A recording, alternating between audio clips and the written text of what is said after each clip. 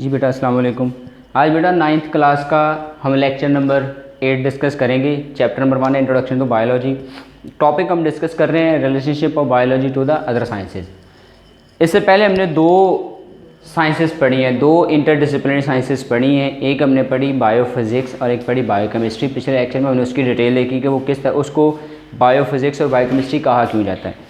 अब हम ये देखते हैं कि अगली इंटरडिसिप्लिनरी साइंस हमारे पास कौन सी है। अगली इंटरडिसिप्लिनरी साइंस हमारे पास है बायोमैथमेटिक्स, या इसको बायोमेट्री भी कहते हैं। अब बेटा पिछले लेक्चर में भी मैंने बात की थी कि साइंस की हर एक ब्रांच किसी न किसी दूसरी साइंस की ब्रांच के साथ जुड़ी हुई है। तो बायोमैथमेटिक्स मतलब इसके अंदर दोनों चीज़ों का इस्तेमाल होगा। बायो भी इस्तेमाल होगी, मैथमेटिक्स भी इस्तेमाल होगी। मैथमेटिक्स को इस्तेमाल किया जाएगा लिविंग ऑर्गेनिज्म की स्टडी के लिए। मैथमेटिक्स को इस्तेमाल किया जाएगा लिविंग ऑर्गेनिज्म की स्टडी के लिए। और मैथमेटिक्स से क्या लेनी है? दो चीज़ें लेनी है, टूल्स एंड टेक्निक्स। मैथमेटिक्स के टूल्स और मैथमेटिक्स के टेक्निक्स इस्तेमाल करके लिविंग ऑर्गेनिज्म को या बायोलॉजिकल प्रोसेसेस को स्टडी करना। बायोलॉजिकल प्रोसेस हम उस प्रोसेस को कहते हैं जो किसी भी लिविंग ऑर्गेनिज्म की बॉडी में हो रहा होता है। ठीक है, तो इसको हम कहते हैं study of biological process using mathematical tools and techniques. ठीक, मिसाल के तौर पे आपने कोई एरिया स्टडी करना है और इस एरिया में आप ये देखना चाहते हो कि कितने लिविंग ऑर्गेनिज्म मौजूद हैं, कितने % लाइफ है। तो पहले आप उन तमाम लिविंग ऑर्गेनिज्म को काउंट करोगे। काउंट करने के बाद उसकी आप एवरेज निकालने की कोशिश करोगे, और एवरेज निकालने के लिए आपको मैथमेटिक्स का कोई ना कोई फार्मूला लगाना पड़ेगा। ठीक है, हमने मैथमेटिक्स का फार्मूला लगा के लिविंग ऑर्गेनिज्म को स्टडी किया।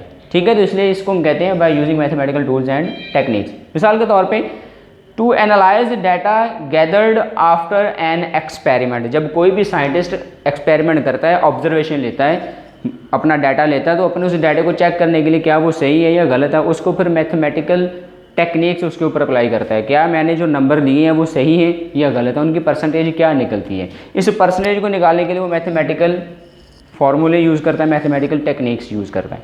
ठीक है, नेक्स्ट रिलेशन हमारे पास है बायोजियोग्राफी। बेटा बायोजियोग्राफी के अंदर 3 वर्ड हैं, ये 3 वर्ड से मिलकर बना हुआ है बायो जियोग्राफी। बायो का मतलब होता है लिविंग ऑर्गेनिज्म, जियो का मतलब है अर्थ, और ग्राफी की दो मतलब हैं, दो मीनिंग है, डिस्ट्रीब्यूशन एंड अकरेंस, फैलाव और मौजूदगी। तो हमने क्या करना है, हमने फैलाव और मौजूदगी देखनी है किसकी? लिविंग ऑर्गेनिज्म की। कहाँ पे? अर्थ पे, ज़मीन पे। और ज़मीन के एरियाज़ को कहा जाता है जियोग्राफिकल रीजन्स। जियो का वर्ड ज़मीन से, जियोग्राफिकल रीजन्स। तो इसको हम डिफाइन करेंगे, इसको हम कहेंगे study of distribution and occurrence of living organism in different geographical regions. के मुख्तलिफ जियोग्राफिकल रीजन्स के अंदर लिविंग ऑर्गेनिज्म का फैलाव, कि कोई भी लिविंग ऑर्गेनिज्म वो ज़मीन के मुख्तलिफ जियोग्राफिकल रीजन में कहाँ कहाँ फैला हुआ है। मिसाल के तौर पे अगर हम ये देखना चाहते हैं कि मैंगो के ट्रीज़ हैं वो पूरी दुनिया में कहाँ कहाँ फैले हुए हैं, कहाँ कहाँ मौजूद हैं और कहाँ कहाँ फैले हुए हैं, और ह्यूमन बीइंग है वो पूरी दुनिया में कहाँ कहाँ तक फैले हुए हैं। ठीक है, या कोई एनिमल है वो पूरी दुनिया में कहाँ कहाँ फैले हुए, कहाँ कहाँ मौजूद हैं। ठीक है, इस चीज़ की स्टडी को हम क्या कहते हैं? बायोजियोग्राफी। इसका फ़ायदा क्या होता है? इसका फ़ायदा ये होता है कि हमें लिविंग ऑर्गेनिज्म के करैक्टर्स के अंदर वेरिएशन मिलती है, तब्दीली मिलती है, कि एक एरिया के लिविंग ऑर्गेनिज्म के करैक्टर और होंगे, दूसरे एरिया के लिविंग ऑर्गेनिज्म के करैक्टर और होंगे। जैसे मिसाल के तौर पे अगर हम पंजाब के लोगों की बात करें तो पंजाब के लोगों का ज़्यादातर का जो स्किन कलर है वो गंदमी है, बहुत ज़्यादा वाइट नहीं है, बहुत ज़्यादा स्याह नहीं है, गंदमी सा कलर है। अगर हम KP के चले जाएँ, खैबर पख्तूनख्वा में देखें, तो वहाँ पे जो रहने वाले लोग हैं उनका स्किन कलर बहुत ज़्यादा रेड है। वो ज़्यादा रेड होते हैं क्योंकि जियोग्राफिकल पोजीशन का फ़र्क है। हम पाकिस्तान के लोगों को देखें, एशियन पीपल्स को देखें, तो एशिया के जो लोग होते हैं उनका ज़्यादातर का स्किन कलर गंदमी है, कुछ होंगे जो वाइट होंगे। लेकिन अगर हम यूरोपियन कंट्रीज़ को देखें तो यूरोपियन कंट्रीज़ के लोगों का स्किन कलर होता है वो बहुत ज़्यादा वाइट होता है। क्यों? क्योंकि उनका जियोग्राफिकल पोजीशन का फ़र्क है, ज़मीन के ऊपर जो लोकेशन है, ग्लोब के ऊपर जो लोकेशन है, उस लोकेशन का फ़र्क है। जैसे जैसे लोकेशन चेंज होती है वैसे वैसे उस एरिया का जो इन्वायरमेंट होता है, जो माहौल होता है वो चेंज हो जाता है, उसके टेम्परेचर में फ़र्क आ जाता है, उसकी आबो हवा में फ़र्क आ जाता है, उसके अंदर मॉइस्चर कंटेंट्स का फ़र्क आ जाता है, उसके अंदर उसकी जो हीट होती है उस एरिया में हीट पे फ़र्क आ जाता है। ठीक है। इसकी वजह से फिर उन लिविंग ऑर्गेनिज्म के जो करैक्टर्स होते हैं वो चेंज हो जाते हैं। आप बर्फ़ वाले इलाकों में देखोगे तो वहाँ के जो प्लांट होते हैं, वहाँ के प्लांट जो होते हैं, उन प्लांट्स के जो लीव्स होते हैं वो नैरो होते हैं, नीडल की तरह के होते हैं। अगर यहाँ के हम प्लांट देखें इन एरियाज़ के, तो इन एरियाज़ में हमारे पास बर्फ़ के अलावा जो दूसरे एरियाज़ के अंदर प्लांट्स हैं उनके जो पत्ते होते हैं वो चौड़े होते हैं, ठीक है, क्योंकि टेम्परेचर का फ़र्क है। वहाँ पे टेम्परेचर ज़्यादा होता है, उनकी कोशिश होती है कि हम पानी को स्टोर कर लें। या डेजर्ट में चले जाएं, डेजर्ट के प्लांट्स के भी जो लीफ होते हैं वो मॉडिफाइड होते हैं, स्पाइन की तरह, कांटों की तरह बनाए होते हैं उन्होंने, ताकि उनके अंदर वाटर तो पहले ही नहीं है उनके पास, वो वाटर लॉस को रोक सकें।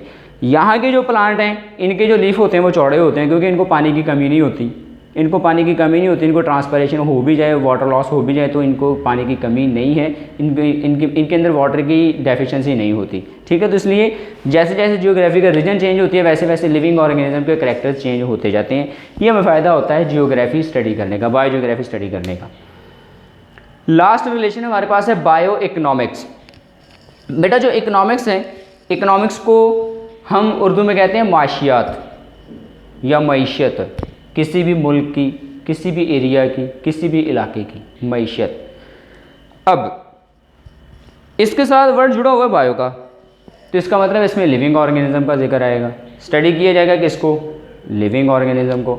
और लिविंग ऑर्गेनिज्म को स्टडी किया जाएगा according to the economical point of view, माशी पॉइंट ऑफ व्यू से, माशी पहलू से, कि किसी भी लिविंग ऑर्गेनिज्म का किसी मुल्क की मईशत को फ़ायदा क्या होगा, नुकसान क्या होगा। मिसाल के तौर पे अगर हम गंदम लगाते हैं तो कोई भी मुल्क ये देखता है, या कोई भी किसान है वो ये देखता है कि मुझे इससे फ़ायदा कितना होगा, मुझे इससे नुकसान कितना होगा। स्टडी वो लिविंग ऑर्गेनिज्म कर रहा है। जो वीट है, जो गंदम है, वो एक लिविंग ऑर्गेनिज्म है, और उसको वो अपने फ़ायदे के लिए देख रहा है। मिसाल के तौर पे, इसके अलावा मिसाल हम लेते हैं, हम ईद उल अज़हा पे क्या करते हैं, हम जानवर ख़रीदते हैं, हम रिलेटेड हैं किसके साथ, लिविंग ऑर्गेनिज्म के साथ, किसी काऊ के साथ या किसी बकरों के साथ हम ख़रीदते हैं।